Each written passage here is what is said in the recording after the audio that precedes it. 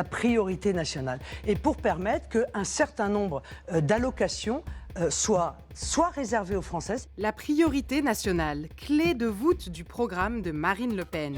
Mais rien de nouveau. Retour dans les années 80 quand c'était son père, Jean-Marie Le Pen, aux manettes. Convenez avec moi qu'il vaudrait mieux augmenter les prestations qui sont réservées aux femmes françaises qui n'ont que 2 enfants, plutôt que d'encourager des femmes étrangères à avoir sur notre sol 3, 4, 5 enfants ou 6 enfants.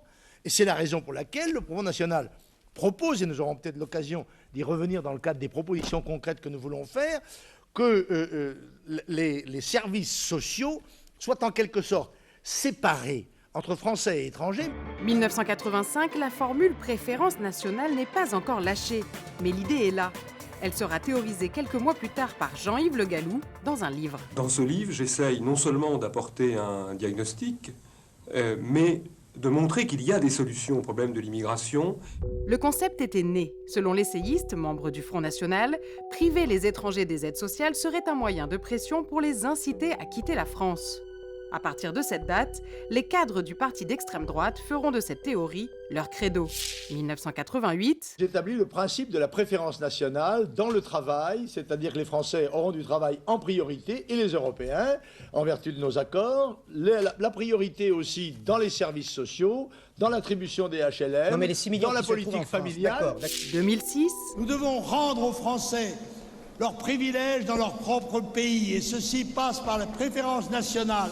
Et quand Marine Le Pen prend les rênes du parti en 2011, c'est le même discours, avec un petit changement, préférence devient priorité. La préférence nationale que vous appelez aujourd'hui la priorité nationale, vous avez expliqué tout à l'heure que c'était encore au cœur de votre projet.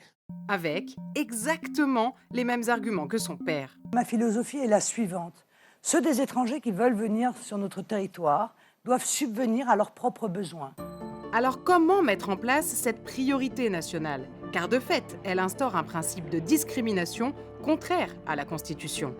Là aussi, la réponse n'a pas changé depuis 35 ans, une révision de la Constitution via un référendum. Et il me paraît quand même très important que le peuple français soit interrogé sur le point de savoir s'il souhaite une France pluriculturelle et multiraciale ou si au contraire il exprime un vote en faveur d'une politique de préférence nationale telle que nous la défendons nous-mêmes. Je vais inscrire dans la Constitution, par l'intermédiaire de ce référendum, une révision pour permettre la priorité nationale.